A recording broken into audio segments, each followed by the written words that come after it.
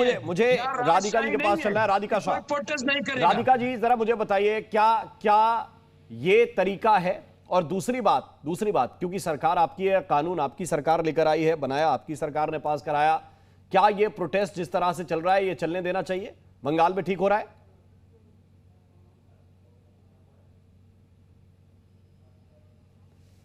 आपने शायद म्यूट किया हुआ है, जरा खोल लीजिए।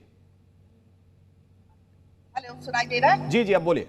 हाँ जी, ये जो देखिए हमारी आदरणीय मुख्यमंत्री जी ममता बनर्जी जी जो कर रही है वो सिर्फ और सिर्फ वोट बैंक की पॉलिटिक्स करती है। वक्फ बोर्ड और प्रॉपर्टी से जुड़ी ट्रांसपेरेंसी लाने के लिए ये कानून के रिफॉर्म्स बने हैं और ये राज्यसभा, लोकसभा, प्रेसिडेंट का हस्ताक्षर सब लेके ये बना हुआ है। हमारा मकसद किसी भी कम्युनिटी का नुकसान नहीं है, बल्कि सभी कम्युनिटीज के लिए इक्वल अकाउंटेबिलिटी और जस्टिस देना है। ममता जी अगर सच में यूनिटी की बात करती है तो उन्हें हर तरह के इलीगल लैंड ऑक्यूपेशन के खिलाफ कदम उठाना चाहिए, चाहे वो किसी भी धर्म के नाम पे हो। और सबको पता है कि ये वक्त बिल क्यों निकला है, ताकि गरीब मुसलमानों को उनका हक मिले, ताकि हम अकाउंटेबिलिटी ले। हम वक्फ बोर्ड के मेंबर्स को पूछते हैं कि आपने हमारे बंगाल के मुसलमानों के लिए क्या क्या, कितने स्कूल खोले, कितने अस्पताल खोले, कितने वृद्ध आश्रम खोले, कितने अनाथ आश्रम खोले, कितने आपने किचन खोले कि हम लोगों को खिला सके, गरीब हमारे मुसलमानों को। ये कोई देखता नहीं है। और बंगाल के इतिहास में सीपीआईएम के वक्त से हम जब बड़े हुए हैं बंगाल में, हम तो सिर्फ एक वाक्य सुन के बड़े हुए हैं, আমাদের दाबी मानते हमें ना मानने घिराव हमें। हमारी बात मानिए, नहीं हम तो हम आपको घिराव करेंगे। ममता बनर्जी जी टीएमसी का हम लोगों के लिए अवतार बन करके आ गए। अरे भाई, हमें सिक्योरिटी दे दीजिए, सुरक्षा दे दीजिए, हमें जिहादी कहना बंद कर दीजिए, हमें पाकिस्तानी कहना बंद कर दीजिए, हमें गद्दार कहना बंद कर दीजिए, हमें इस देश का नागरिक मान लीजिए। हमें इतना ही काफी है। छोड़ दीजिए बाकी की हमदर्दी।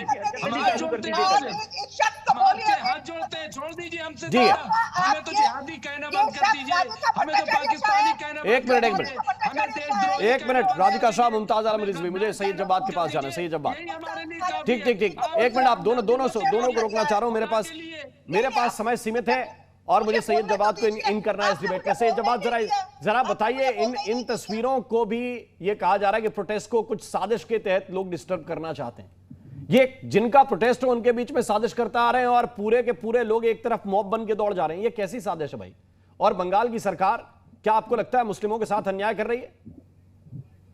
जी, बहुत बहुत धन्यवाद आपको और आपके सभी दर्शकों को मेरा जी। देखिए, वक्त बिल किसी ने नहीं मांगा, ना मुस्लिम कम्युनिटी ने डिमांड करी, ये जबरदस्ती थोपा जा रहा है।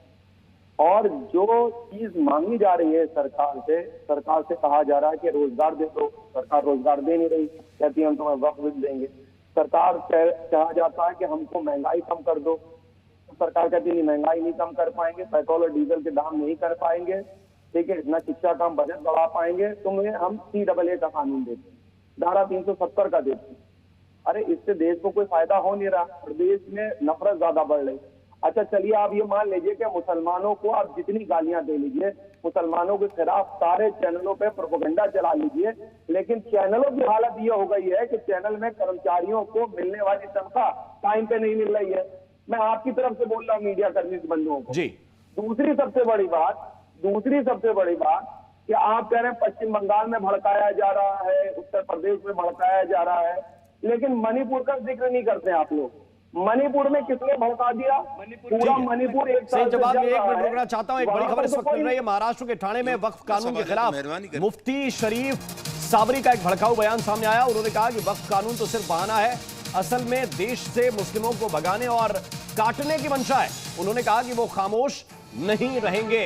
ये खबर ठाणे से है। ये बिल बहाना है, ये बाबरी मस्जिद बहाना है, ये तलाक सलासा बहाना है। इन्हें सिर्फ मुसलमानों को काटना है या भारत से भगाना है। आज ये बिल है और अभी 2-4 दिन के बाद अगर हम इसी तरह खामोश रहे और ये जालिम और आगे बढ़ेंगे, आखिरी बिल इनको कौन सा? यक्सा सिविल कोड का। 2-4 दिन के बाद वो बिल भी आ जाएगा। इसलिए आज जरूरत है कि हम इस बिल पर खामोश ना हो उस वक्त तक, जब तक कि बिल काला कानून वापस ना लिया जाए। सतानंद महाराज हमारे साथ जुड़े हुए। सतानंद महाराज जी, क्या कहेंगे इस बयान को लेकर? क्योंकि वो कह रहे हैं कि आपका मकसद, आप लोगों का मकसद जो है उनको काटना, उनको भगाना है, ये वक्फ बिल तो सिर्फ बहाना है।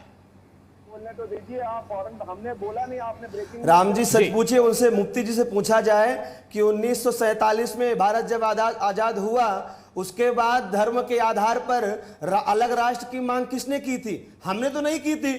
उस समय पूरे देश में हिंदुओं को किसने काटा था? हमने तो नहीं काटा था, आप लोगों ने काटा था, धर्म के नाम पर काटा था।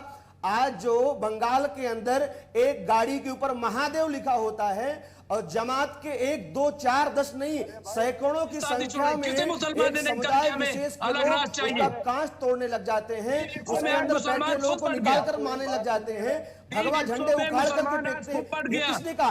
अगर आपको कानून बुरा लगता है तो आप कानून का विरोध करिए, कानूनन तरीके से करिए, लेकिन आप एक तरफा जाकर के आगजनी करें। हम तो कहते हैं ममता सरकार को योगी जी के थॉट पे काम करना चाहिए। जैसे उत्तर प्रदेश के अंदर कोई आगजनी करता है, पत्थरबाजी करता है, तो चौराहों पर, बाजारों पर जिम्मेदार हिंदुस्तानी होने के नाते चलिए साथ में उसका पता लगाएं कि कौन लोग साजिश कर रहे हैं। आंदोलन करना कहीं भी बर्दाश्त नहीं किया जाएगा।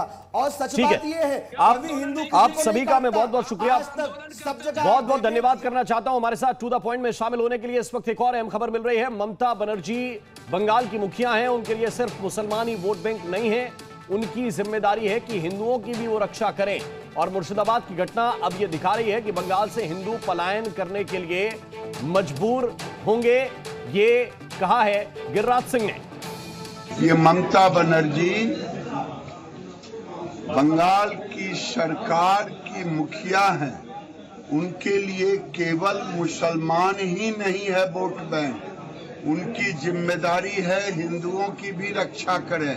मुर्शिदाबाद की घटना दिखा रहा है कि बंगाल से अब हिंदू पलायन करने को मजबूर हो रहे हैं। ये कह दें ममता बनर्जी, क्या बंगाल का हिंदू बंगाल छोड़ दे उनके रहते?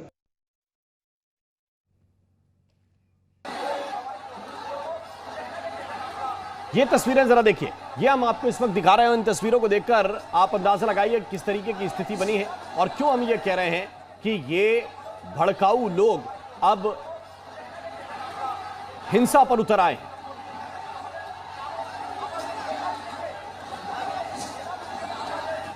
और मुर्शिदाबाद में किस तरीके की स्थिति बनी है, कैसे हालात बने हैं, जी मीडिया संवाददाता पियाली की एक रिपोर्ट के जरिए आपको समझाते हैं। और जिस बस के अंदर हम खड़े हैं, देख के आपको महसूस हो जाएगा कि किस तरह की तांडव गुरुवार को शाम को मचाया गया था। इस बस को देख के आपको देख सकते हैं कि पूरी तरह से इस बस को जला दिया गया था। इस बस में पैसेंजर्स था, उनको उतार दिया गया, उसके बाद इस बस में आग लगा दिया गया। यह सिर्फ एक ही बस नहीं, एक के बाद एक जितने भी नेशनल हाईवे में शाम के बाद इवनिंग के टाइम पे जितने भी बसेस जा रहा था, गाड़ी जा रहा था, पैसेंजर को उतार के एक के बाद एक बसेस में आग लगा दिया गया, पत्थरबाजी किया गया। यहाँ तक कि जो पुलिस की जो गाड़ी है वहां पे भी तोड़फोड़ किया गया है, पुलिस की गाड़ी में आगजनी किया गया है। और जो स्थानीयों का कहना है कि यहाँ पे जो वॉकआउट जो एक्ट है उसके खिलाफ प्रदर्शन चल रहा था और उसी दौरान जो प्रदर्शन करी है लगभग 20,000 लोग या इसी नेशनल हाईवे पे असेंबल हो चुके थे और वो लोग रोड ब्लॉक करके बैठे हुए थे कई घंटे। पुलिस जब उनको यहां से हटाने की कोशिश किया, उसके बाद ही एक के बाद एक गाड़ी में तोड़फोड़ किया गया, इसके साथ साथ आगजनी किया गया है। और इसके इलाके के लोगों का माने तो बमबाजी भी हुआ है और सिर्फ धुलियान, सिर्फ सूती एरिया में नहीं, इसके साथ साथ धुलियान, शमशेरगंज, सारी जगह में इस तरह की जो तांडव वो मचाया गया था। हालांकि उसके बाद बहुत ज्यादा तादाद में पुलिस को तैनात किया गया है, स्टेट पुलिस के तरफ से बीएसएफ का भी हेल्प लिया है। फिर देर रात के बाद सिचुएशन कंट्रोल में आया है, पर इलाके में अभी भी जो डर की माहौल वो बरकरार है। कैमरा पर्सन अरिंदम के साथ पियाली मित्रा, जी मीडिया, मुर्शिदाबाद।